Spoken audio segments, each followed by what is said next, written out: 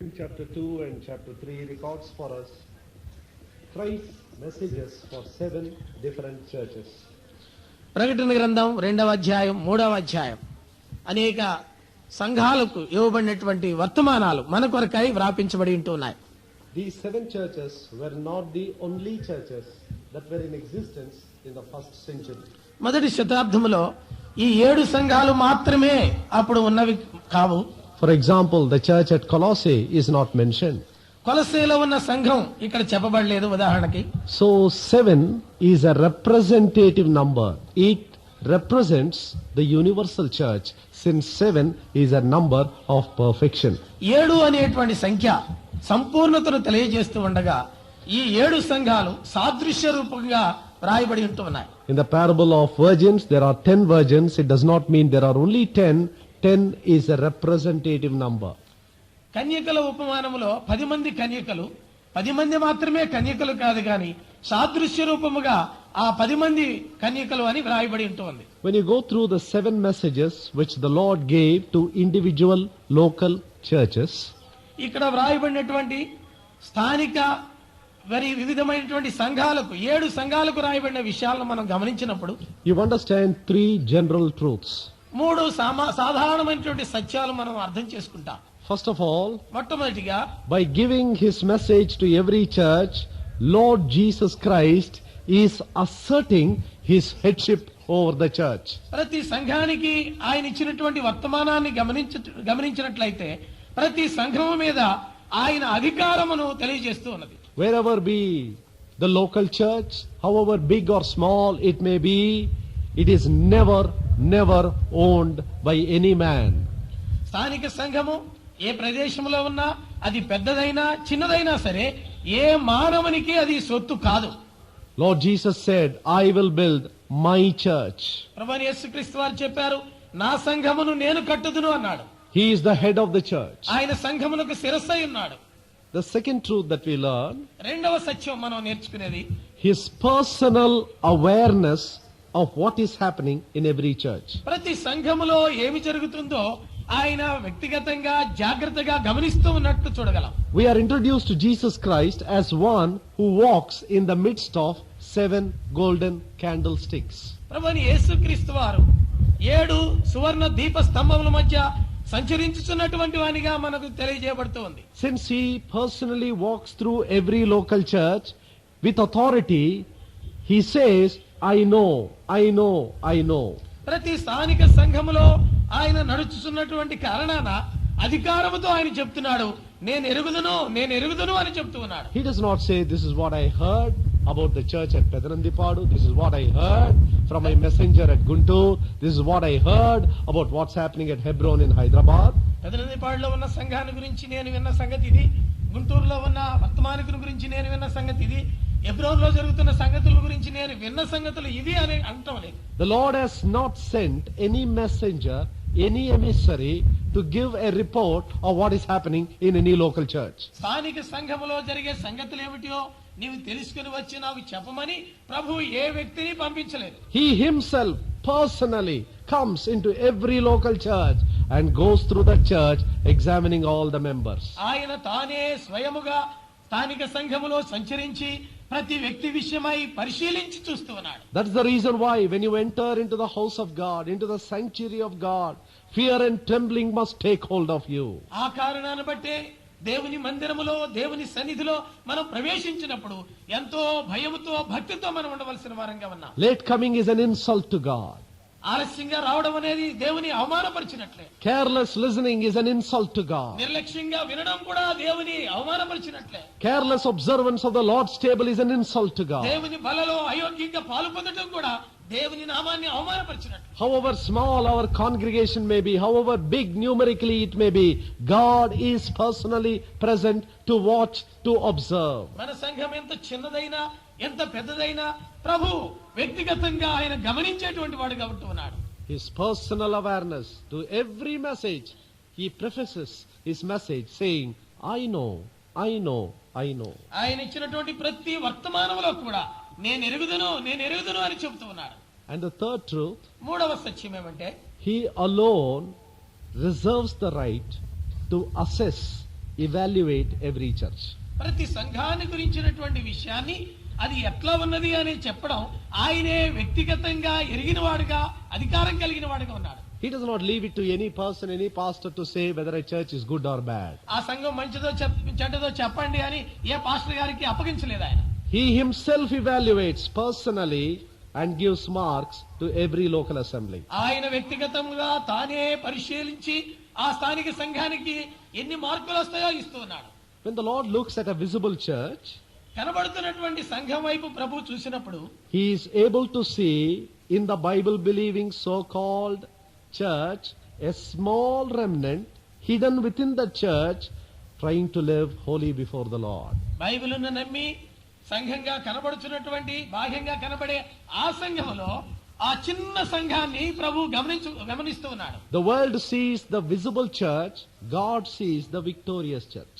లోకమేమో కనబడుతున్నటువంటి సంఘాన్ని చూస్తుంది, ప్రభువేమో విజయవంతమైన సంఘాన్ని చూస్తూ ఉన్నాడు.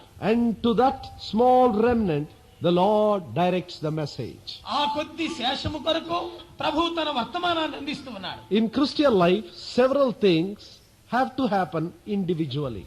వ్యక్తిగతముగా క్రైస్తవ జీవితములో అనేక సంగతులు జరగవలసి ఉన్నాయి. Today we are sitting together hearing God's word. ఈ దినాన మనం అందరం కలిసి కూర్చొని దేవుని వర్తమానం వింటూ ఉన్నాం. Sometimes we gather together under the same roof to pray. కొన్నిసార్లు అదే కప్పు కింద మనం చేరి ప్రార్థించడానికి చేరి వస్తాం. Sometimes we go as a procession together to preach the gospel. కొన్నిసార్లు మనందరం కలిసి బహిరంగంగా స్వార్థ ప్రకటించడానికి వెళుతూ ఉన్నాం. But the most vital issues in Christian life are done individually, personally. అయితే క్రైస్తవ జీవితంలో ప్రాముఖ్యంగా జరగవలసిన విషయం వ్యక్తిగతమైనటువంటి విషయం. You cannot repent together with another person. You repent alone. ఒక వ్యక్తి ఇంకొక వ్యక్తితో నీవు పశ్చాత్తాపడలేవు. ఒంటరిగా ఉన్నప్పుడే నీవు పశ్చాత్తాపడగలవు. Exercising saving faith in the atonement is a personal matter. పరిశుద్ధతలో రక్షించబడినటువంటి విషయాన్ని తెలియజేయడం అనేది వ్యక్తిగతమైన విషయం. Carrying the cross is a personal matter. సిలువను మోయడం అనేది వ్యక్తిగతమైనటువంటి విషయం. Carrying the yoke is a personal matter. కాడి మోయడం అనేది వ్యక్తిగతమైన విషయం. We die alone. ఒంటరిగానే మనం చచ్చిపోతాం. We are going to be judged alone. మనం ఒంటరిగానే మనం తీర్పు తీర్చబడబోతున్నాం. We are going to be rewarded or punished alone. మనం ప్రభు దగ్గర నుంచి బహుమానమా లేక శిక్ష ప్రభు దగ్గరే పొందబోతున్నాం. Today as a husband and a wife, as parents and children, as members of the same church, we may share things, but in eternity it's going to be alone. ఈ దినాన తల్లిదండ్రులుగా భార్యాభర్తలుగా లేక సంఘంగా విషయాలు మనం పంచుకుంటాం. అయితే ఆ దినాన మాత్రం వ్యక్తిగతంగానే మనం తీర్పు తీర్చబడబోతున్నాం. The Lord is going to come to give every man according as his work shall be. ప్రభు ప్రతివానికి వాని క్రియ చొప్పున బహుమానం ఇవ్వబోతున్నాడు. We have to individually assess our life in the light of God's judgment. దేవుని తీర్పు యొక్క వెలుగులో వ్యక్తిగతంగా మనల్ని మనం పరిశీలించుకోవాల్సిన వారంగా ఉన్నాం. When the Lord looked at the church at Thyatira, Thyatira సంఘం వైపు ప్రభు చూసినప్పుడు he could see already corruption, defilement has come into the church. సంఘములో ఇప్పటికే అపవిత్రత ప్రవేశించినట్టు ఆయన చూడగలిగాడు. And he is naming a particular person. ఒక ప్రత్యేకమైన వ్యక్తి పేరు పెట్టి ఆయన చెప్తూ ఉన్నాడు. He calls that person who was a woman Jezebel. ఆ వ్యక్తి ఎవరో ఒక స్త్రీ, ఆమె పేరు యెజబెల్ అని పిలుస్తూ ఉన్నాడు. I do not think there was an actual person who had the name Jezebel, for no scripture knowing Christian will ever give to a woman the name Jezebel.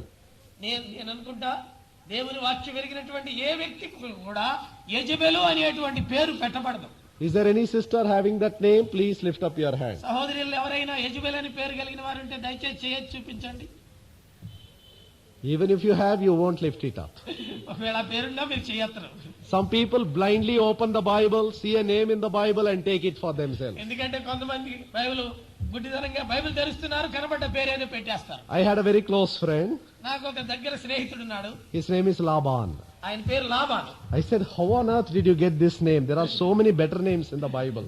నేను అడిగాను, అన్నా నీకు ఈ పేరు ఎట్టు వచ్చిందన్నా, ఎన్నో మంచి పేర్లు ఉన్నాయి కదా, ఈ పేరు ఎట్టు పెట్టుకున్నావు? He said, my parents opened the Bible, they saw Laban and they gave me Laban. ఆయన చెప్పాడు, మా తల్లిదండ్రులు బైబిల్ తెరిచారు, లాబాన్ అనే పేరు కనపడింది, నాకు పెట్టారు అని చెప్పారు. Laban is such a master deceiver. He is 10 times more a deceiver than Jacob, who was already a deceiver. Laban అంతకు ముందే మోసగాడేవి యాకోబు కంటే 10 రెట్లు అధికంగా చేయగలిగినటువంటి వాడు. So nobody who knows the scripture will get the name Laban. కనుక వాక్యం తెలిసిన వాళ్ళు ఎవరు లాబాని అనే పేరు పెట్టుకోరు. Certain names we hate in the Bible because certain names stands for a certain type of a character. కొన్ని పేర్లు దేవుని వాక్యంలో ఉన్నవి అవి మనం ద్వేషిస్తాం, ఎందుకంటే ఆరి గుణ లక్షణాలను బట్టి. For example, ఉదాహరణకి in the story of Ruth, ఆ రూతు చరిత్రలో you find a man called Elimelech. ఎలీమెలకు అనేటువంటి వ్యక్తిని చూస్తాం పేరు. Is there any brother who has that name Elimelech here? ఇక్కడ ఎవరైనా ఎలీమెలకు అని పేరు కలిగిన వారు ఉన్నారా? Nobody. ఎవరు ఉండరు. But that name has a beautiful meaning. అయితే ఆ పేరు మంచి అర్థం ఉంది. The meaning is, దాని అర్థం ఏమంటే God is my king. దేవుడే నా రాజు. Beautiful name. అద్భుతమైన పేరు. Though Elimelech never consulted that king, he did what he wanted. ఆ రాజుని ఎన్నడూ కూడా ఎలీమెలకు మరి సంప్రదించలేదు, తాను కోరుకున్నదే తాను చేస్తూ వచ్చాడు. But the name he said, God is my king. అయితే పేరు మాత్రం దేవుడు నా రాజు అని పెట్టుకున్నాడు. There is a woman called Sapphira. సఫీరా అనేటువంటి ఒక స్త్రీ ఉంది. Is there anybody called Sapphira here? ఇక్కడ ఎవరైనా సఫీరాలు ఉన్నారా? The word Sapphira is a beautiful name. సఫీరా అంటే మంచి పేరు, Beautiful. అందమైనటువంటి పేరు. You will have Sundari and Sundaravati and all those names, సుందరి, సుందరవతి అనే పేర్లు మీరు కలిగి ఉండొచ్చు, but you won't have Sapphira. సఫీరా అనేటువంటి పేరు మాత్రం పెట్టుకోరు. Why? ఎందుకు? We know Sapphira was a deceiver. సఫీరా మోసగత్తి అని మనకు తెలుసు. What about Judas? యూదా విషయం ఏంటి? Judas means praise to God. యూదా అంటే దేవునికి స్తుతి. We all praise to God, give praise to God, but when it comes to name, nobody would like to call himself a Judas. మనందరం ప్రభువుని స్తుతించడానికి ఇష్టపడతాం, పేరు పెట్టుకునే విషయానికి వచ్చేలకి వెనకాడతాం. Jezebel stands for wickedness. ఈ యెజబెలు దుష్టత్వానికి సాదృశ్యంగా ఉంటున్నది. About this woman we read in 1 Kings chapter 16 onwards. ఈ స్త్రీని గురించి రాజులు మొదటి గ్రంథం 16వ అధ్యాయం నుంచి మనం చదువుతాం. What is her background? ఆమె పూర్వ చరిత్ర ఏమిటి? Jezebel belongs to the country of Zidonians. యెజబెలు సిదోనీయుల దేశానికి సంబంధించినది. Her father is Ethbaal. ఆమె తండ్రి ఎడ్బాల్. And as a subject of the Zidonians, she was a worshipper of Baal. ఆ సిదోనీయుల చరిత్ర చూస్తే వారు బాలు అను దేవతను పూజించేటువంటి వారు. Then how did Ahab get married to this wicked woman? అయితే ఆహాబు ఈ దుష్టురాలైనటువంటి స్త్రీని ఎలాగూ వివాహం చేసుకున్నాడు? Ahab's father is Omri. ఆహాబు తండ్రి Omri. Though this Omri ruled over Israel, Omri ఇశ్రాయేలు దేశాన్ని పరిపాలించినప్పటికీ the Bible says దేవుని వాక్యం చెప్తుంది he did much evil in the sight of the Lord. దేవుని దృష్టిలో ఎంతో చెడుగా ప్రవర్తించినటువంటి వాడు. And the son Ahab copied the behavior of his father. ఆయన కుమారుడైన అహాబు కూడా తన తండ్రి జరిగించిన క్రియలే జరిగిస్తూ వచ్చాడు. We do not know how the marriage took place, ఆ వివాహం ఎట్లా జరిగిందో మనకు తెలియదు. whether the father arranged that marriage or the son himself chose the wife. తండ్రి ఆ వివాహాన్ని ఏర్పాటు చేశాడో కుమారుడే సొంతగా నిర్ణయించుకున్నాడో మనకు తెలియదు. But what were the reasons for him to go outside the covenant people of God, Israel, to choose a woman from the Gentile territory? దేవుని నిబంధన ప్రజలైనటువంటి ఇశ్రాయేలును విడిచి అన్య జనుల్లో నుండి ఆ స్త్రీని ఏర్పాటు చేయడంలో కారణాలేంటియో? Probably he had a political advantage. సాధారణంగా రాజకీయమైనటువంటి ప్రయోజనం కోరుకుని ఉండవచ్చు. If they are going to choose a woman from the neighboring king, that particular king on the army will never come to war with them. కనుక పొరుగు రాజ్యంలో ఉండేటువంటి ఆ రాజ్యంలో నుంచి స్త్రీని వివాహం చేసుకుంటే ఆ రాజు నా దేశం మీదకి దండెత్తకుండా ఉంటాడు అని తలంచవచ్చు. If you are going to marry a princess from a big palace, you are going to get a very big gift. ఒక అంతఃపురంలో ఉన్నటువంటి రాజకుమారిని వివాహం చేసుకుంటే గొప్ప బహుమానాలు పొందవచ్చు. Ahab married for a political advantage. ఆహాబు రాజకీయ సంబంధమైన ప్రయోజనం కోరి వివాహం చేసుకున్నాడు. Today believers make terrible mistakes when it comes to the matter of choosing a life partner. ఈ దినాల్లో విశ్వాసులు జీవిత పాలి భాగస్థురాలను ఎన్నుకునేటువంటి సందర్భంలో భయంకరమైనటువంటి పొరపాటు చేస్తున్నారు. When it comes to marriage, they think of the material advantage. వివాహ సమయం వచ్చినప్పుడు భౌతికమైనటువంటి ప్రయోజనాల గురించి ఆలోచన చేస్తున్నారు. Probably they are looking out for a woman who can fetch the biggest dowry. కనుక ఎవరు ఎక్కువ కట్నం తీసుకొని రాగలదా అనే స్త్రీ వైపే వారు గమనించి పరిశీలిస్తున్నారు. On the surface, they will tell all the believers, please pray for me that God may reveal the girl to me. But in the heart, oh God, reveal to me the richest woman. పైకి మాత్రం అందరితో చెప్తారు, దేవుడు నా కొరకు ఏ స్త్రీని ఏర్పాటు చేశారో ప్రార్థన చేయండి అంటారు. హృదయంలో మాత్రం ప్రభువా ఐశ్వర్యంతురాలైనటువంటి స్త్రీని నాకు దయచేయ్యా అంటుంటారు. And they will keep searching for such a woman. అలాంటి స్త్రీ కొరకు వారు వెతుకుతూ ఉంటారు. And till that woman comes, they will not have peace in the Lord.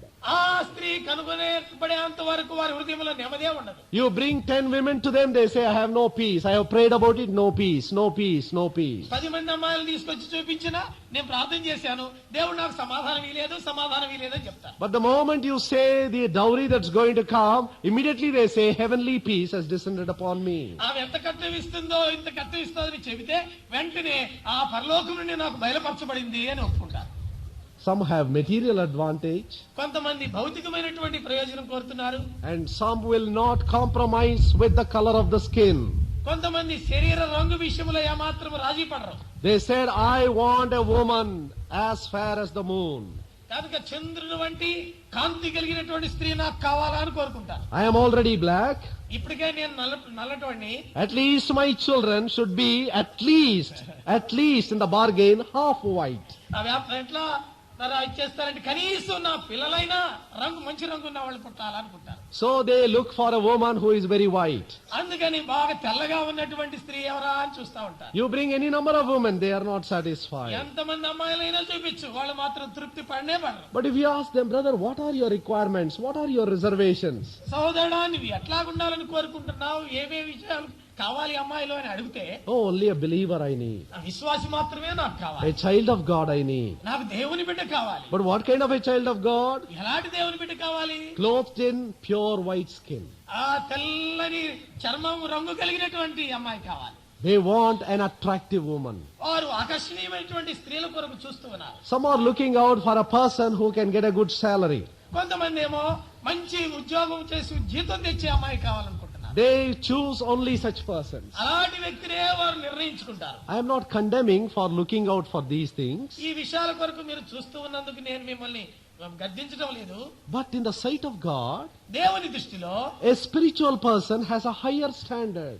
ఆత్మీయమైనటువంటి వ్యక్తి ఉన్నతమైనటువంటి స్థానంలో ఉండాలి. He is searching for a person who fears the Lord. దేవునికి భయపడేటువంటి వ్యక్తి కొరకు తాను వెతకాలి. He is searching a person for a spiritual advantage. ఆత్మీయమైనటువంటి ప్రయోజనం కోరి ఆ రీతిగా వెతకాలి. Next to the decision of choosing Jesus Christ as your Savior, ప్రభుని యేసుక్రీస్తు వారిని రక్షకునిగా నిర్ణయం చేసుకున్న తర్వాత చేసే నిర్ణయంలో the most important decision you will ever make in your life is about your life partner. నీ జీవిత పాలిభాగస్తురాలి విషయంలో చేసుకునే నిర్ణయమే ప్రాముఖ్యమైనది.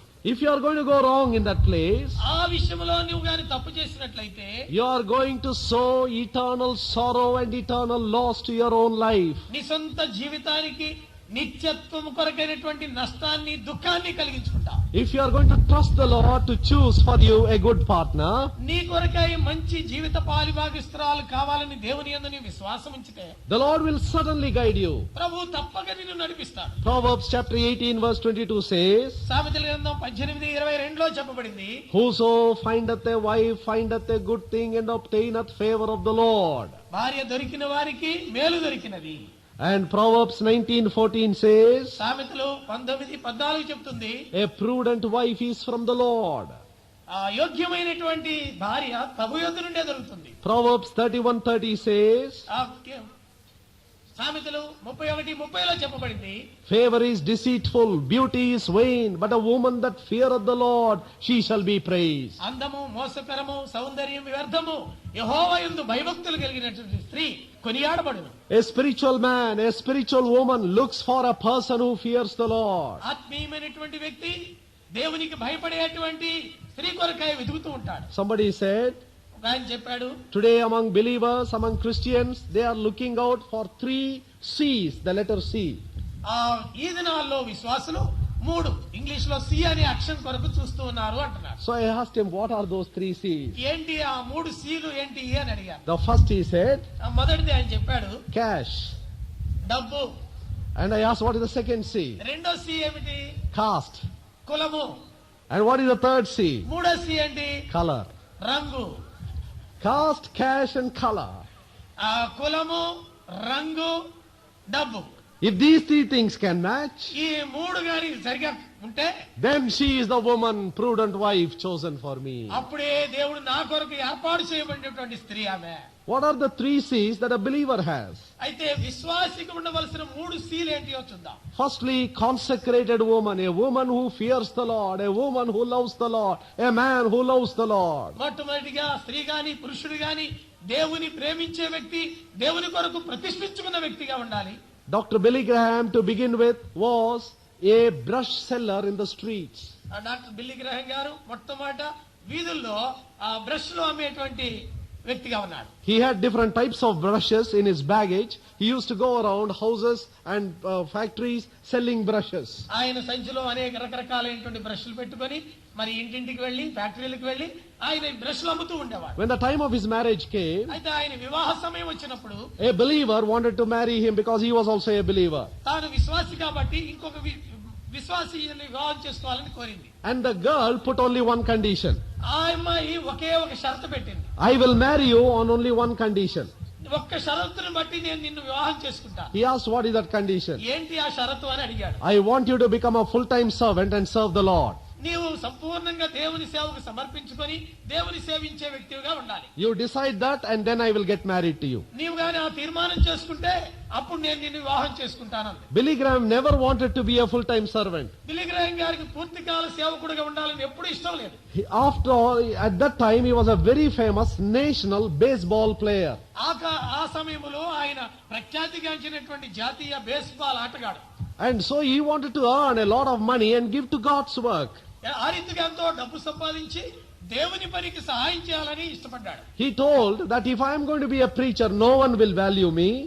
ఆయన చెప్పాడు, నేను గాని పూర్తికాల సేవకు వస్తే ఎవరు నన్ను గౌరవించరు. Now the whole country knows that I am a famous baseball player. ఇప్పుడు దేశమంతటికి నేను తెలుసు ప్రఖ్యాతిగాంచిన baseball ఆటగాడినని. But if I am going to take the Bible and start preaching, నేను బైబిల్ తీసుకొని బోధించడం మొదలు పెడితే no one will respect me. ఎవరు కూడా నన్ను గౌరవించరు. But his wife said, his would-be wife said, అయితే కాబోయేటువంటి భార్య చెప్పింది, I will not compromise on this thing.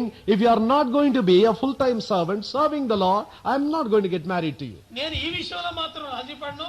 నీవు సమర్పించుకొని పూర్తికాల సేవకుడు అయితే తప్ప నేను నిన్ను వివాహం చేసుకోను అని చెప్పింది. Grudgingly he came to the ministry. ఆయన ఆ రీతిగా ఆమె ద్వారా బలవంతంగా సేవలో ప్రవేశపెట్టబడ్డాడు. He thought he would lose his fame even nationally. ఆయన జాతీయంగా తనకున్న పేరు పోతాదేమో అని ఆలోచించాడు. But God gave him international fame. అయితే దేవుడు ఆయన్ని అంతర్జాతీయమైనటువంటి ఖ్యాతిగాంచిన వ్యక్తిగా చేశాడు. His name has become a household for the foremost evangelist in our century.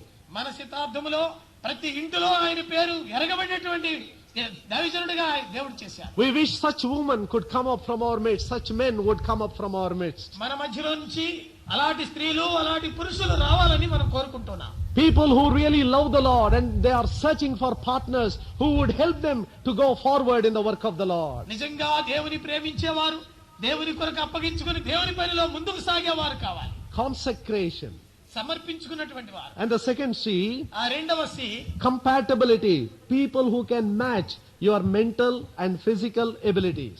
ఆ మానసికంగా భౌతికమైన సామర్థ్యాలు తగినటువంటి వారు కావాలి. A postgraduate need not look for a person who has failed in the 10th standard. ఒక ఎంఏ చదివినటువంటి వ్యక్తి ఆ 10వ తరగతి ఫెయిల్ అయిన అమ్మాయి కోసం ఎదురు చూడనక్కర్లేదు. Nobody can force on him and say this is God's will for you. ఇది దేవుని చిత్తం నీ విషయంలో ఎవరు అట్లా బలవంతం చేయకూడదు. An educated person will certainly look for a person who would share intellectually her thoughts with him. విద్యావంతుడైనటువంటి వ్యక్తి తనకు తగినటువంటి స్థితిలో మరి సంభాషించి పంచుకోగలిగినటువంటి వ్యక్తి కావాలని చూడాలి. Physically we also seek for some partner who can be a match to us physically. భౌతికంగా కూడా ఇద్దరికి సరిపోయినటువంటి వ్యక్తులే కావాలి. We will look for a person who is younger than us if it's going to be the choice of a wife. కానీ భార్య విషయంలో మనం చూస్తే మనకంటే తక్కువ వయసు ఉన్నటువంటి ఆమె కావాలని కోరుకుంటాం. We will not certainly choose a woman who is 15 years older than us. అయితే తనకంటే 15 సంవత్సరాలు పెద్ద ఆమెను ఎవరు కోరుకోరు. That is physical compatibility. అది భౌతికమైనటువంటి సంబంధం. That is not wrong.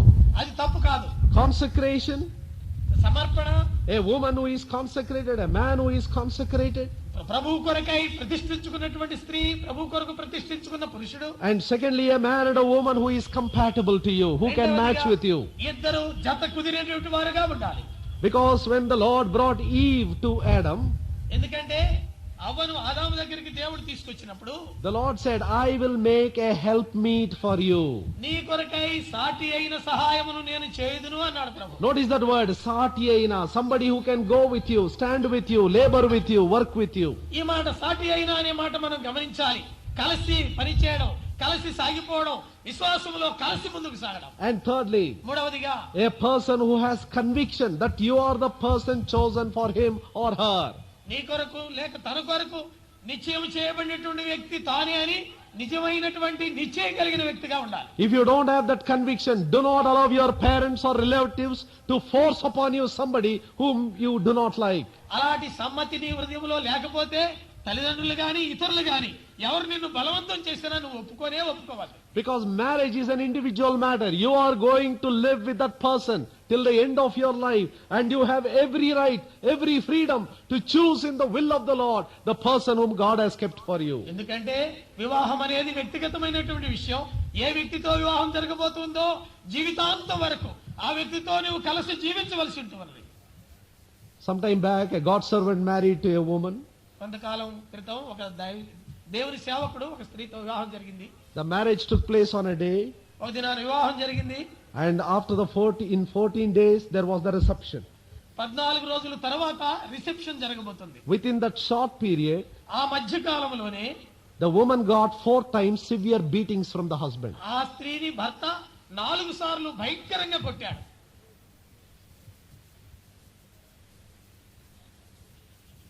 And I need not tell you what happened after the reception. ఆ రిసెప్షన్ తర్వాత ఏం జరిగిందో నేను మీకు వేరుగా చెప్పాల్సిన పని లేదు.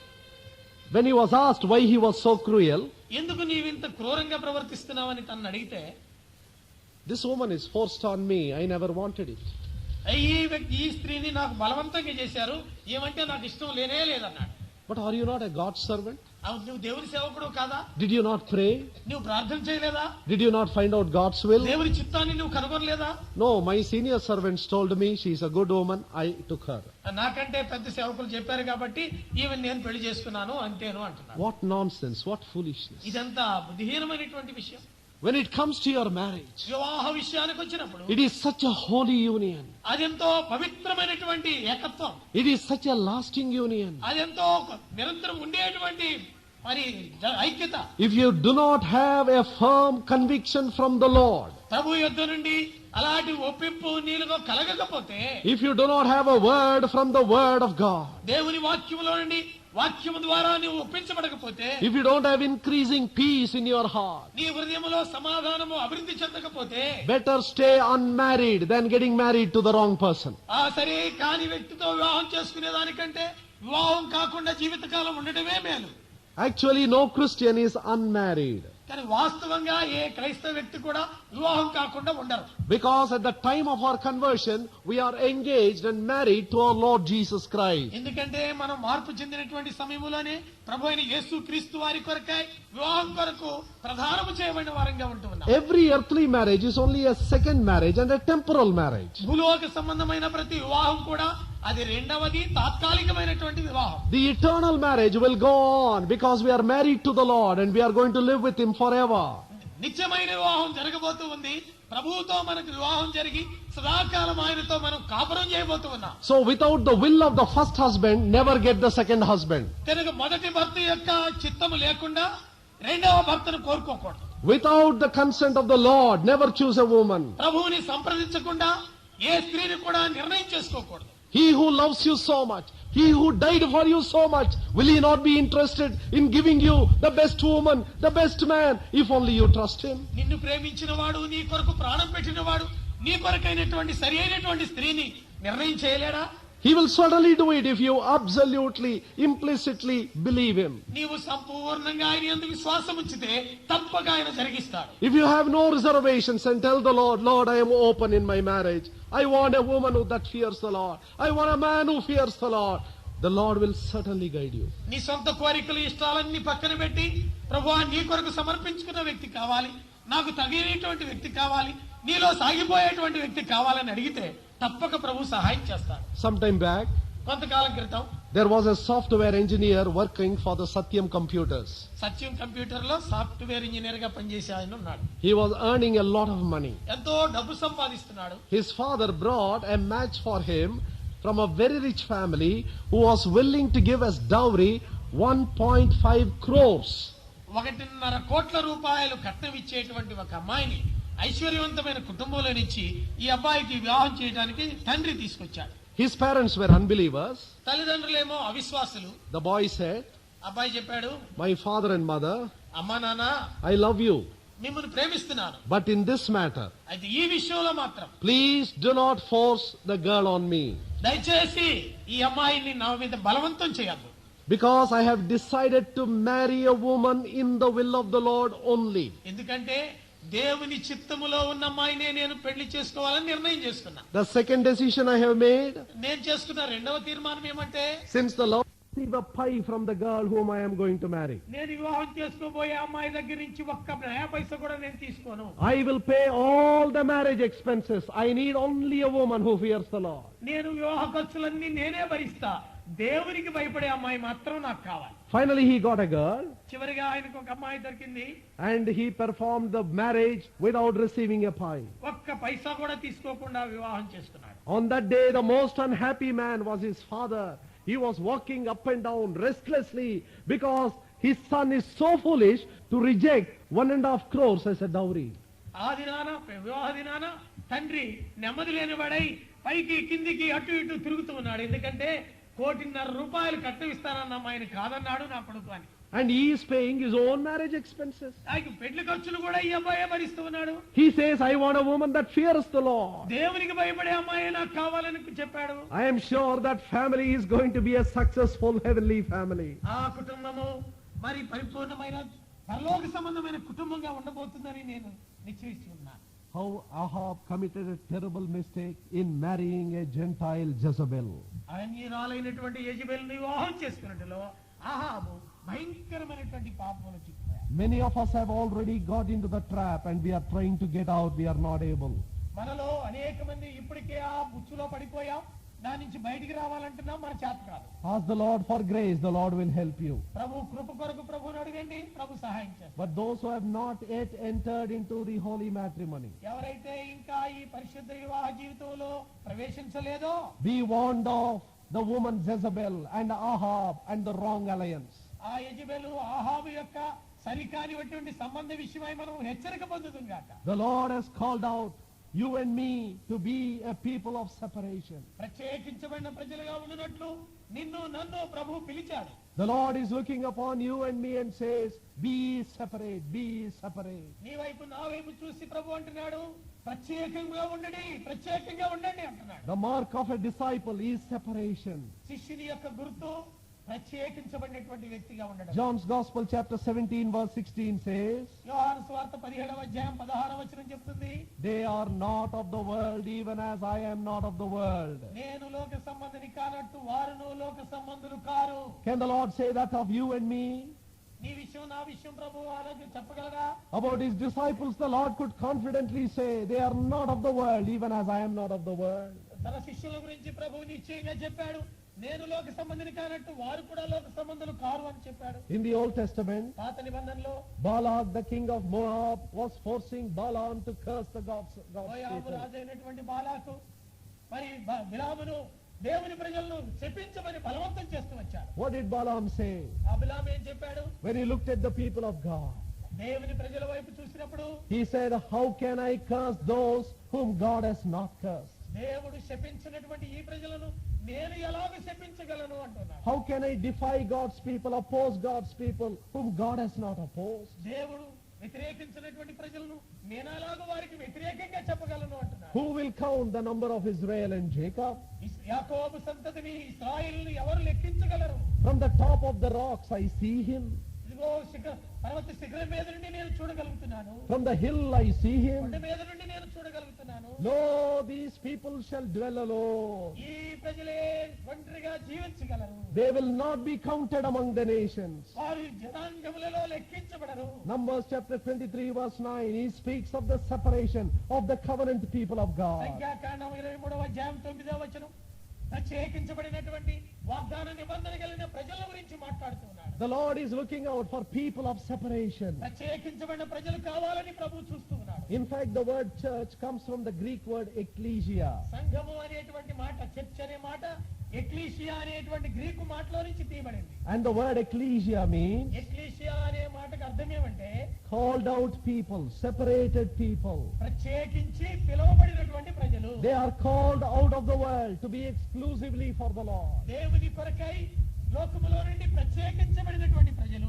Once we lose the mark of separation upon our Christian life, we lose our Christian identity. క్రైస్తవ జీవితంలో ప్రత్యేకత అనే ఈ గుర్తును మనం పోగొట్టుకున్నట్టుగా అయితే మన గుర్తింపునే కోల్పోయే వారంగా ఉంటాం. We cannot compromise with the values of the world. లోకములో ఉన్న విలువలతో మనం ఎన్నటికీ రాజీ పడకూడదు. The world values money, the world values deception, the world values cleverness. We value holiness, we value honesty, we value humility. లోకమేమో డబ్బుని, మోసాన్ని గౌరవిస్తూ ఉంది. మనమైతే పవిత్రతను, పరిశుద్ధతను, ప్రభువుని కనపరిచే వారంగా. We are willing to take the cross, lay down our lives on the altar of honesty. మన సిలువను మనం ఎత్తుకొని యథార్థమైనటువంటి బలిపీఠం మీద మనల్ని మనం అప్పగించుకోవడానికి సిద్ధపడుతూ ఉన్నాం. We are willing to let go our promotions, our good courses in professional colleges by refusing to put in our certificate that we are a scheduled caste. మనము మన సర్టిఫికేట్ లో షెడ్యూల్డ్ కాస్ట్ అని పెట్టుకొని కాలేజీలో వచ్చే ఆ ఆధిక్యతలన్నీ పొందడానికి మనం ఇష్టపడడం లేదు. We say we are a Christian, we are a royal priesthood. మేము క్రైస్తవులము, రాజులైన యాజక సమూహం అంటున్నాం. Let the world reject us, we will stand for the Lord. లోకం మనల్ని తృణీకరించిన ప్రభువు కొరకు మనం నిలిచి ఉందాం. How many Christians have compromised already? ఎంతో మంది క్రైస్తవులు ఇప్పటికే రాజీ పడే వాళ్ళు ఉన్నారు. They have a name in the church, they have a name in the world. సంఘములో వారి పేరుంది, లోకంలో వాళ్ళ పేరుంది. They have a compromising life. వారు రాజీ పడేటువంటి జీవితం కలిగిన వారు. The Lord looks for separation at least in 3 areas in our life. మన జీవితాల్లో కనీసం 3 విషయాల్లో మనం ప్రత్యేకంగా ఉండాలని ప్రభువు కోరుతున్నాడు. Firstly, in the area of our profession. మొట్టమొదట మనం వృత్తి విషయంలో ప్రత్యేకంగా ఉండాలి. No believer can be a part of the film industry. ఏ విశ్వాసి కూడా సినిమా, చలనచిత్ర పరిశ్రమలో పనిచేయడు. No Christian can work in a tobacco industry. ఏ క్రైస్తవుడు కూడా పొగాకు కంపెనీలో పనిచేయడు. Because his conviction is, I cannot contribute something to the community which brings eternal damage to them. ఎందుకంటే తాను నిర్ణయం చేసుకుంటాడు, మరి సమాజానికి అది నిత్యత్వం కొరకై నష్టాన్ని కలిగి చేసుకుంటుందో ఆ విషయాల్లో నేను పాల్పొందను అని. Secondly, రెండవదిగా in the area of friends whom he chooses, he is very careful. మనం నిర్ణయించుకునే స్నేహితుల విషయంలో జాగ్రత్తగా ఉండాలి. In the companies where we work, in the schools where we study, we have no choice about friends. మనం పనిచేసేటువంటి కంపెనీలు, పనిచేసే పాఠశాలల్లో మనం స్నేహితులు నిర్ణయించుకునేటువంటి విషయం మనం నిర్ణయం చేసుకోలేం. But in personal matters, when you choose somebody to come close to you, you are very particular to choose a believer, a child of God who fears the Lord. అయితే వ్యక్తిగతంగా నీకు స్నేహితుడిగా ఎంచుకునేటువంటి వ్యక్తిని దేవునికి భయపడి విశ్వాసి అయినటువంటి వ్యక్తిని నువ్వు ఎంచుకోవాలి. This is all the more important even within the visible church. కనుక కనబడేటువంటి సంఘము లోపల కూడా ఏ వ్యక్తితో సహవాసం చేయాలో, దగ్గరగా ఉండాలో కూడా జాగ్రత్తగా నిర్ణయం చేసుకోవాలి. You can say praise the Lord to everybody, but don't go get close to anybody. అయితే అందరికీ నువ్వు ప్రైజ్ ది లార్డ్ అని చెప్పొచ్చు, అందరికీ నువ్వు దగ్గరగా ఉండడానికి వీల్లేదు. The Bible says, దేవుని వాక్యం చెప్తుంది, pray one for another, ఒకరు ప్రార్థించండి, bear one another's burdens, ఒకరి భారములు ఒకరు భరించండి, exhort one another, ఒకరినొకరు ఘనపరచండి, honor one another. ఒకరినొకరు గౌరవించుకోండి. But does it ever say believe one another? ఒకరినొకరు నమ్మండి అని ఎప్పుడైనా చెప్పబడిందా? Nowhere in the Bible. ఎక్కడ కూడా బైబిల్లో చెప్పలేదు. And the Bible says, దేవుని వాక్యం చెప్తుంది, Jeremiah chapter 9 verse 4, ఇర్మియా గ్రంథం 9వ అధ్యాయం 4వ వచనంలో, believe not in any brother. ఏ సహోదరుని కూడా నువ్వు నమ్మవద్దు అని చెప్తుంది. Every brother is a deceiver. ప్రతి సహోదరుడు మోసగాడు అని. Be very careful. నువ్వు జాగ్రత్తగా ఉండు. Within the visible church, there is a remnant who fear the Lord. Search for them. It may take months for you, years for you, but search until you are sure. Never get close. బహిరంగంగా కనబడే సంఘములో కూడా దేవునికి భయపడే వ్యక్తి కొరకు, ఆ శేషము కొరకై నువ్వు వెతికి కనబడే అంతవరకు ఓపికతో ఉండి నిర్ణయం చేసుకోవాలి. Keep a safe distance from everybody. ప్రతి వ్యక్తితో కూడా సమానమైనటువంటి దూరంలో ఉండాలి. Before you open up your heart, get close to some sister, some brother. Make sure his or her credentials. కనుక ఏ వ్యక్తి యొద్దైనా హృదయంలో ఉన్న విషయాలను పంచుకోబోయే ముందు వ్యక్తి యొక్క తలంపు అవిధేయత యొక్క స్థితి ఎలాంటిదో ఎరిగి ఉండాలి. The church is full of religious hypocrisy today. ఈ దినాల సంఘము మత సంబంధమైనటువంటి వేషధారణతో నింపబడిందిగా ఉంటుంది. 2 Timothy chapter 2 verse 22. తిమోతికి రాసిన 2వ పత్రిక 2వ అధ్యాయం 22వ వచనంలో Paul was advising Timothy, పౌలు తిమోతికి సలహా ఇస్తున్నాడు. flee also youthful lust, యవనేచ్ఛల నుండి నువ్వు పారిపోము, but follow righteousness, faith, peace, charity with them that call on the Lord out of a pure heart. అయితే పవిత్రమైన హృదయం కలిగి నీతి విశ్వాసము పవిత్రత కలిగినటువంటి వారితో నువ్వు సహవాసం చేయమని. You choose such people and team up with them. అలాంటి వారు కొద్దిమంది ఉన్నారు, అలాంటి వారిని నువ్వు ఎన్నుకోమంట. Oh Timothy, to find such a person is difficult. Timothy అలాంటి వ్యక్తిని నువ్వు కనుగొనడం కష్టమే. The church is full of Demases who forsake and run away. సంఘము విడిచి ప్రభువుని విడిచి లోకంలో కలిసిపోయే ధేమాలతో నిండి ఉంటుంది. The church is full of Alexanders who do much evil. అనేక కీడు కలిగించే అలెగ్జాండర్లతో సంఘం నింపబడి ఉంటుంది. Be careful to search for a man with pure motives, serving the Lord, following the Lord. పవిత్రమైన ఉద్దేశంతో ప్రభువుని సేవిస్తూ వెంబడించే వ్యక్తి కొరకై నీవు కనిపెట్టి ఉండు అంటున్నాడు. The second area is the choosing of our friends. ఆ రెండవ విషయము మన స్నేహితుల్ని ఏర్పాటు చేయడం. Thirdly, choosing our spouse or life partner. ఆ మూడవదిగా మన జీవిత పాలిభాగస్తుల్ని ఎన్నుకునే విషయం. Unless you are really sure this person is in the will of the Lord, never take this most important step. ఈ వ్యక్తి దేవుని చిత్తంలో ఉన్నట్లుగా ఖచ్చితంగా నిశ్చయంగా నీ వెలిగితే తప్ప అడుగు ముందుకు వేయదు. What happened to Ahab? అహాబుకి ఏం జరిగింది? When he married this wicked woman Jezebel, ఈ దుష్టురాలైన యెజెబెల్ని వివాహం చేసుకున్న ద్వారా that woman came with her idol worship. ఆ స్త్రీ తనతో పాటు విగ్రహారాధనను తీసుకుని వచ్చింది. And when she came into the country of Israel, ఇశ్రాయేలు దేశంలో తాను ప్రవేశించిన తరువాత very cleverly she began to introduce Baal temples and Baal worship. చాలా తెలివిగా ఆ బయలు యొక్క దేవాలయాల్ని బయలు యొక్క పూజను ప్రవేశపెట్టింది. Baal is the chief Canaanite god. Among the Canaanites, the god whom they worship most is Baal god. కనానీయులలో ఎక్కువగా పూజించేటువంటి దేవత బయలుదేవతే. He is called the male sun god. ఆ He is the sun god. సూర్య దేవత అని పిలువబడుతుంది. The female consort or the wife of that god is Ashtaroth. You would have often come across the word Ashtaroth. ఆ దేవత యొక్క భార్య అష్టారోతు. So you have Baal and Ashtaroth. బయలు అష్టారోతు అనే దేవతలు ఉన్నాయి. And tradition says, వారి పారంపర్యం చెప్తుంది, out of Baal worship came what we now popularly call Christmas. ఆ బయలు యొక్క పూజలో నుంచే వచ్చింది ఇప్పుడు మనం పిలిచే క్రిస్మస్ అనే పండుగ. In the first century, there was no special function called Christmas. మొదటి శతాబ్దంలో క్రిస్మస్ అనేటువంటి పండుగ లేనే లేదు. The Lord would have never been born in the month of December because it is such a cold month. No shepherds will be found in the field. ప్రభువైన యేసుక్రీస్తు వారు December నెలలో జన్మించి ఉండడు. ఎందుకంటే డిసెంబర్ నెలలో భయంకరమైనటువంటి చలి ఉంటుంది. గొర్రెల కాపర్లు ఎవరు పొలంలో ఉండరు. It should have been in the month of March or April. ఒకవేళ అది మార్చి నెలలో కానీ ఏప్రిల్ నెలలో కానీ జరిగి ఉండవచ్చు. Whatever it is, there is no biblical instruction for us to celebrate the birthday of our Savior. కనుక ఏది ఏమైనప్పటికీ మన రక్షకుని యొక్క పుట్టుక దినాన్ని పండగగా చేసుకోవాలని వాక్యంలో ఎక్కడా మనకు రాయబడలేదు. December 25th in the first century was already the birthday of the sun god Baal or Ra. ఆ డిసెంబర్ 25వ తేదీ మొదటి శతాబ్దంలో అప్పటికే బయలు దేవత యొక్క పుట్టుక దినముగా వారు పండుగ జరుపుకునేవాళ్ళు. Of sun god. ఆ సూర్య దేవత. So sun god became son of God. ఆ సూర్య దేవత ఆ సూర్యుని కుమారుడు అయిపోయాడు. Now Jesus Christ is called the son of God. యేసుక్రీస్తు ప్రభు దేవుని కుమారుడు. So he said, hereafter we convert this festival. కాబట్టి ఈ పండుగని ఇట్లా మారుద్దాం. And what about Ashtaroth? ఆ అష్టారోజు విషయం ఏంటి? He turned it into Easter. ఆ ఈస్టర్ గా మార్చేశారు. Do you see how these two festivals have come? ఈ రెండు పండుగలు ఎట్లా వచ్చినాయో చూడండి. Christmas and Easter. Christmas Easter. And many Christians faithfully go to the church on these two occasions. అయితే ఈ రెండు సందర్భాల్లో చాలా మంది క్రైస్తవులు నమ్మకంగా యథార్థంగా మందిరానికి వెళ్తారు. In a year 2 times. సంవత్సరానికి 2 సార్లే. On Christmas day and Easter day. Christmas రోజు ఈస్టర్ రోజు. And so much of drinking, so much of dancing, so much of money on clothes, food is spent on that day. ఆ దినం కొరకై ఎంతో త్రాగుడికి వెచ్చిస్తున్నారు, వస్త్రాలకు వెచ్చిస్తున్నారు, ఆడంబరాలకు ఖర్చు పెడుతూ ఉన్నారు. But what is the birthday that a Christian should yearn for?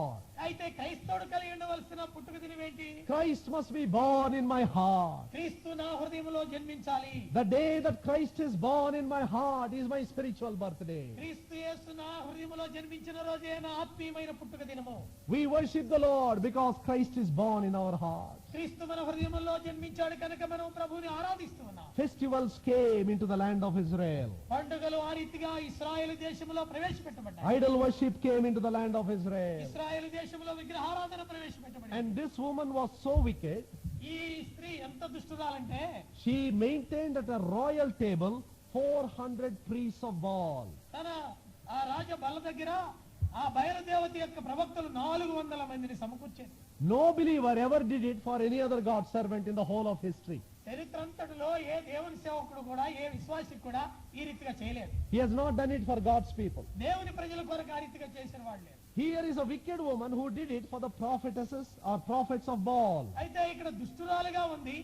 బయలుదేవత యొక్క ప్రవక్తల కొరకై ఆ రీతిగా చేసింది. What was the doctrine that Jezebel promoted in the land of Israel? ఇశ్రాయేలు దేశంలో యెజెబెలు ప్రవేశపెట్టిన సిద్ధాంతం ఏంటో చూద్దాం. She said, you worship Jehovah, అని చెప్పింది, మీరు యెహోవాను పూజించండి, you all worship also Baal. మీరు బయలుదేవతను కూడా పూజించండి. Maintain these two worships together.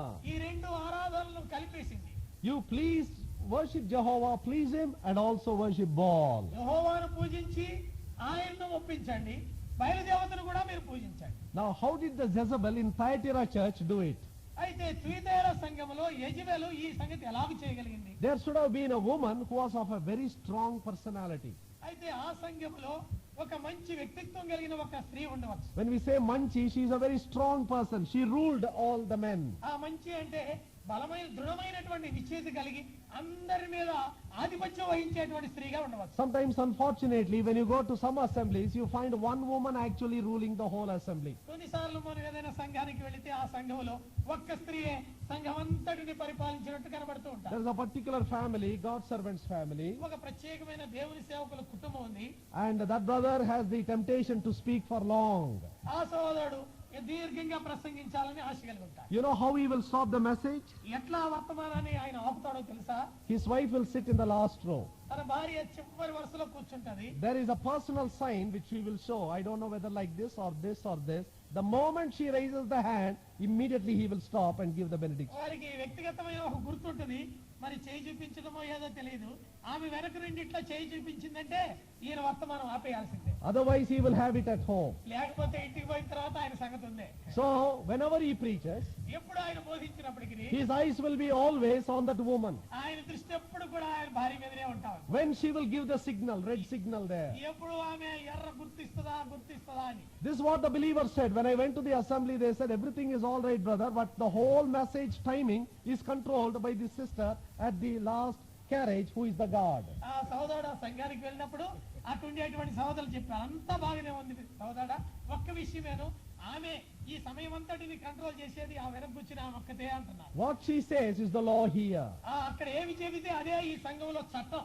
In any conversation, any debate, she will enter. She will be the spokesman. ఏ సంభాషణలోనైనా ఆమె ప్రవేశిస్తది, ఆమె ముఖ్యంగా మాట్లాడుతూ ఉంటుంది. With all the respect I have for women, స్త్రీల విషయంలో నాకున్నటువంటి గౌరవం అంతటిని బట్టి, the Savior came through a woman. రక్షకుడు స్త్రీ ద్వారా వచ్చాడు.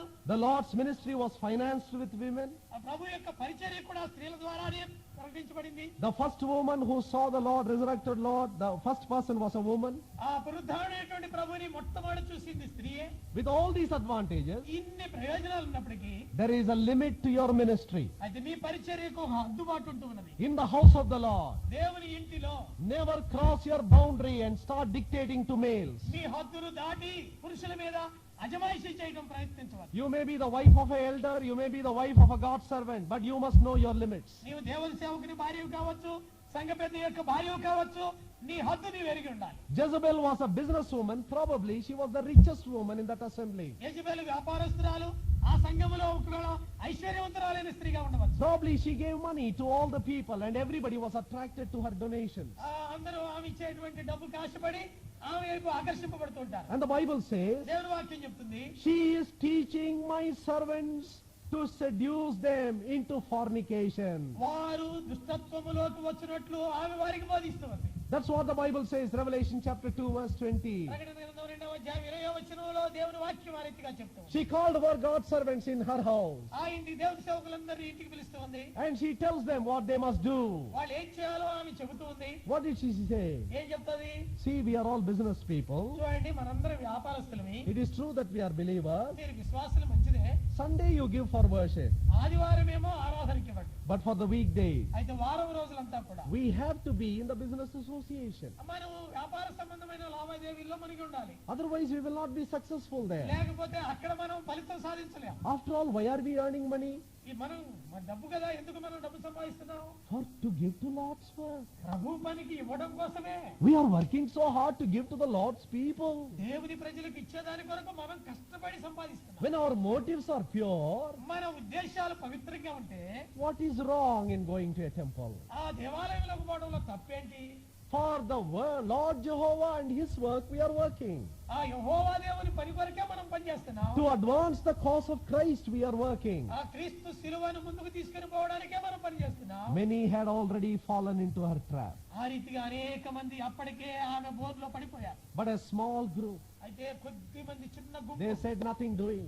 అది జరగడానికి వీల్లేదన్నారు. Let this woman be a rich woman. ఈ స్త్రీ ఐశ్వర్యవంతురాలైతే కావచ్చు. Let the majority be on her side. ఒకవేళ ఎక్కువ మంది ఆమె ప్రక్కుంటే ఉండవచ్చు. We will not believe this doctrine. ఈ సిద్ధాంతాన్ని మేము నమ్మము అన్నారు. We may not be able to give money to the house of God, but we will give a pure heart to the house of the Lord. పవిత్రమైన హృదయం లేకుండా సంపాదించినటువంటి డబ్బు దేవుని ఇంటికి మేము ఇవ్వమన్నారు. We will give ourselves as a token to the Lord. దేవునికి గుర్తుగా మమ్మల్ని మేమే సమర్పించుకుంటామన్నారు. We cannot worship this woman and we cannot worship the true and the living God. ఈ స్త్రీని మేము పూజించలేం, అదే సమయంలో నిజమైన దేవుని పూజించడానికి వెళ్ళలేదు. We will like to keep ourselves pure. మమ్మల్ని మేము పవిత్రతలో కాపాడుకుంటాం. And the church was divided. ఆ రీతిగా సంఘం విభాగించబడింది. The majority supported Jezebel, that woman, and a minority stood for truth. ఎక్కువ మంది యెజబెలు పక్కన నిలిచారు, కొద్ది మంది మాత్రమే సత్యానికి నిలిచారు. To that small group, to encourage them, the Lord gave this word. ఆ చిన్న గుంపు వారిని ప్రోత్సహించడానికి ప్రభు ఈ వాక్యం చెప్తున్నాడు. To the rest say I. మిగిలిన వారితో నేను అని చెప్తున్నాడు. He says, hold that which you have till I come. నేను వచ్చే వరకు మీరు కలిగిన దాన్ని గట్టిగా పట్టుకోనండి అని వారితో చెప్పారు. You have the right conviction. మీరు సరైనటువంటి ఒప్పుదల కలిగి ఉన్నారు. If you are going to compromise with the world, లోకముతో మీరు రాజీ పడినట్టయితే you are committing spiritual adultery. ఆత్మీయమైనటువంటి వ్యభిచారం చేసిన వారు అవుతారు. James chapter 4 verse 4. యాకోబు పత్రిక 4వ అధ్యాయం 4వ వచనం. Ye adulterers and adulteresses, know ye not that the friendship of the world is enmity with God? వ్యభిచారులారా, లోకముతో స్నేహము దేవునితో వైరమని మీరు ఎరుగరా అంటున్నారు. Don't you know that by compromising with the world you are committing adultery against me? లోకముతో మీరు కలిసి ఉండడం ద్వారా, స్నేహం చేయడం ద్వారా నాకు వ్యతిరేకంగా పాపం చేస్తున్నారని, వ్యభిచారం చేస్తున్నారని మీరు ఎరుగరా? A believer may not be guilty of worshipping idols. ఆ విగ్రహాన్ని పూజించే విషయంలో విశ్వాసి ఒకవేళ నేరారోపణ చేయబడకుండా ఉంటాడు. He may be not in that sin. ఎందుకంటే ఆ పాపం చేయడు, విగ్రహారాధన చేయడు విశ్వాసి. But a believer has 3 other idols in his life. అయితే విశ్వాసి 3 రకాలైన ఇతర విగ్రహాలు తన జీవితంలో కలిగి ఉంటాడు. What is idolatry?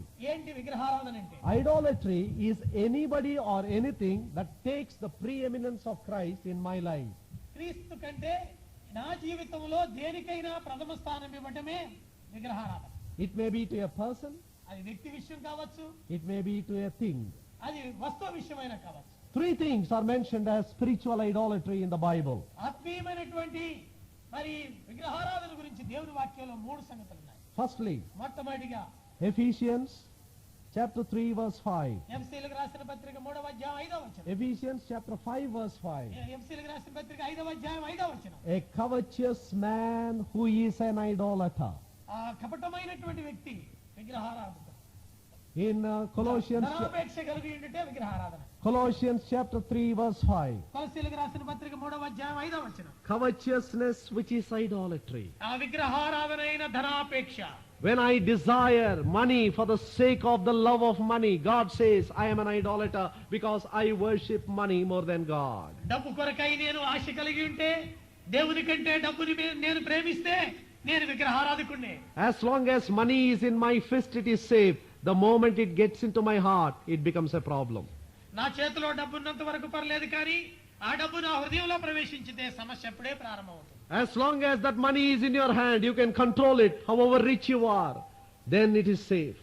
డబ్బు నీ చేతిలో ఉన్నంత కాలం, అది నీ ఆధీనంలో అదుపులో ఉన్నంత కాలం నీకు భద్రతనే కలిగి చేస్తుంది. Some of the best devoted men and women in the Bible are very, very rich people. దేవుని వాక్యంలో చెప్పబడిన గొప్ప దైవజనులైన వారు ఎంతో ధనవంతులుగా ఉన్నవారు ఉన్నారు. Many times we think poverty is spirituality. It is not so. చాలా సార్లు మనం పేదరికమే ఆత్మీయత అనుకుంటాం. అలాగూ కాదు. It's not so.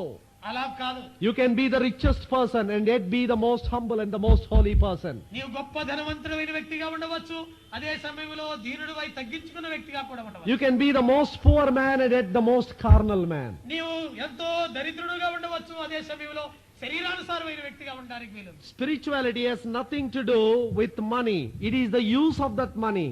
What you do with that money, that decides your spirituality or carnality. ఆత్మీయత మనం కలిగి ఉండే డబ్బు నిర్ణయించదు, కానీ ఆ డబ్బుని ఏ రీతిగా ఉపయోగిస్తున్నామో ఆ విషయంలో మన ఆత్మీయత తెలియజేయబడుతుంది. Abraham was a very rich man, yet he was the father of all those that believe.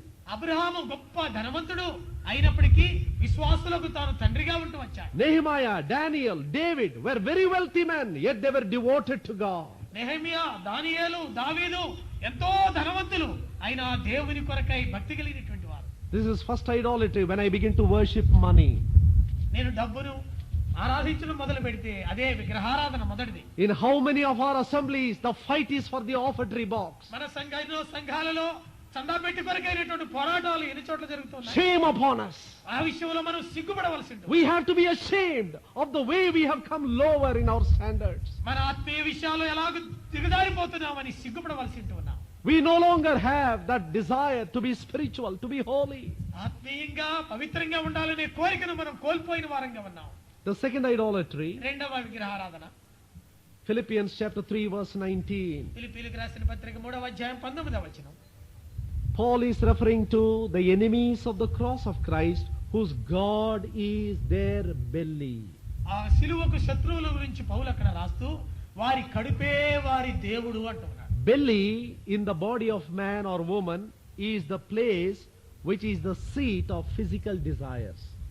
మన కడుపు మానవ దేహ సంబంధంలో చూసినట్లయితే భౌతికమైనటువంటి కోరికలు, ఆశలకు కేంద్రంగా కనబడుతుంది. For all our lusts of the body, you find belly as a representative term. శరీర దురాశలన్నిటికీ ఈ కడుపు సాదృశ్యంగా చెప్పబడుతుంది. When your motive is to enjoy yourself, నీవు ఆనందించాలని కోరితే, if your only desire in life is to enjoy pleasure, నీవు సుఖ సంతోషాలని జీవితంలో అనుభవించాలనే కోరికే కలిగి ఉంటే, when your priority is happiness more than holiness, పవిత్రత కంటే నీ సంతోషము లోక విషయాల్లో ఉంటే, then you are an idolater. అప్పుడు నీవు విగ్రహారాధికుడు అవుతున్నావు. God says, దేవుడు చెప్తున్నాడు, your God is your belly.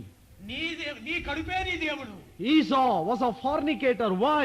For the sake of food, he would sell away spiritual values. ఏశావు వ్యభిచారిని చెప్పబడ్డాడు, ఎందుకంటే ఒక్క పూట కూటి కొరకు జ్యేష్ఠత్వాన్ని అమ్ముకున్నాడు. For a physical desire, they will throw away their spirituality to the winds. భౌతికమైనటువంటి కోరికల కొరకై ఆత్మీయమైనటువంటి విషయాల్ని త్రోసివేసేవారుగా ఉన్నారు. This is the second idolatry. ఇది రెండవ విగ్రహారాధన. And the third idolatry, మూడవ విగ్రహారాధన, 1 Samuel chapter 15 verse 23. సమూయేలు మొదటి గ్రంథం 15వ అధ్యాయం 23వ వచనంలో, Stubbornness is idolatry. ఆ తిరుగుబాటుతనం అనేది విగ్రహారాధనే.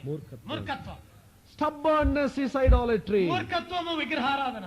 Why is a stubborn person called an idolater? ఆ మూర్ఖమైనటువంటి వ్యక్తి విగ్రహారాధకుడని ఎందుకు పిలువబడుతున్నాడు? Samuel was referring to Saul, talking to him on his face, saying, you are a stubborn person, you are an idolater. సమూయేలు సౌలు వైపు చూపిస్తూ, నీవు మూర్ఖమైనటువంటి వ్యక్తివి, నీవు విగ్రహారాధకుడు అంటున్నాడు. Why did he say that? ఎందుకు ఆ రీతిగా చెప్పాడు? He did not worship any visible idols. ఆ బాహ్యమైనటువంటి ఏ విగ్రహాన్ని ఆయన మొక్కలేదు. What is the stubbornness in Saul? సౌల్లో ఉన్నటువంటి మూర్ఖత్వం ఏంటి? He always worshipped on the throne of his life Saul. ఎల్లప్పుడూ కూడా సౌలు అనే ఆ సింహాసనాన్ని తనను తానే మెచ్చుకునేటువంటి వాడుగా ఉన్నాడు. Whatever God said, he will always change the commandment to his convenience. ఆ దేవుడు ఏమి చెప్పినా తనకు అనుకూలమైనటువంటి విధానంలో మార్చుకుంటూ ఉండేవాడు. He will never obey it fully. సంపూర్ణంగా ఎన్నడూ కూడా విధేయత చూపించలేదు. His self in him was so strong that nobody could break it. తనలో ఉన్నటువంటి స్వార్థం ఎంత బలమైందంటే ఎవరు కూడా దాన్ని ఛేదించలేనట్టు బలమైంది. Whose will are you doing in your life? నీ జీవితంలో ఎవరి చిత్తాన్ని జరిగిస్తున్నా? Is it the Lord's will or your will? ప్రభు చిత్తం జరిగిస్తున్నావా నీ చిత్తాన్ని నెరవేర్చుకుంటున్నావా? If you are a person doing your own will, నీ సొంత చిత్తాన్ని జరిగించే వ్యక్తివైతే the Lord says, ప్రభు అంటున్నాడు you are an idolater. నీవు విగ్రహారాధికుడివే. You are an idolater before God. దేవుని ఎదుట విగ్రహారాధికుడు అంటున్నాడు. Saul ruled for 40 years, సౌలు 40 సంవత్సరాలు పరిపాలన చేశాడు. but he was never a happy man. ఎన్నడూ సంతోషంగా ఉండలేకపోయాడు. His end was miserable. తన అంతము ఎంతో భయంకరమైన దుఃఖకరమైనదిగా ఉంది. Towards the end of his life, తన జీవిత అంత్యకాలంలో what was his cry? ఏమని మరిపెట్టాడు? I have played the fool. నేను బుద్ధిహీనుడిగా ప్రవర్తించాను. I have played the fool. నేను బుద్ధిహీనంగా ప్రవర్తించాను. I worshipped this self, but I was a fool. నా చిత్తాన్ని నేను పూజించాను కానీ నేను బుద్ధిహీనుడిని అయిపోయాను. This is the testimony of the Old Testament Benjamite Saul. ఆ పాత నిబంధనలో బెంజమీనీయుడైన సౌలు యొక్క సాక్ష్యం ఇదై ఉంటున్నది. But what is the testimony of the New Testament Benjamite Saul? క్రొత్త నిబంధన బెంజమీనీయుడైనటువంటి సౌలు యొక్క సాక్ష్యం ఏందో చూద్దాం. Totally different. దానికి సంపూర్ణంగా వేరుగా ఉంది. On the day that he was converted, తాను మార్పు చెందినటువంటి ఆదినాన on the road to Damascus, Damascus మార్గములో he said, Lord, what wilt thou have me to do? ప్రభువా నీవు నన్ను ఏం చేయమని కోరుతున్నావు? I will do your will. నీ చిత్తం నేను జరిగిస్తాను. When he came to the end of his life, ఆయన జీవిత అంత్యానికి మనం వచ్చినప్పుడు he said, I have fought a good fight. నేను మంచి పోరాటం పోరాడి తిని I have kept the faith. నా విశ్వాసమును కాపాడుకుంటుని I have finished the course. నేను నా పరుగు ముట్టించి తిని Henceforth a crown is waiting for me. నా కొరకు కిరీటం ఉంచబడి ఉంటున్నది. What a cry of triumph with which the New Testament Benjamite Saul died. క్రొత్త నిబంధన బెంజమీనీయుడైన సౌలు మరణ సమయంలో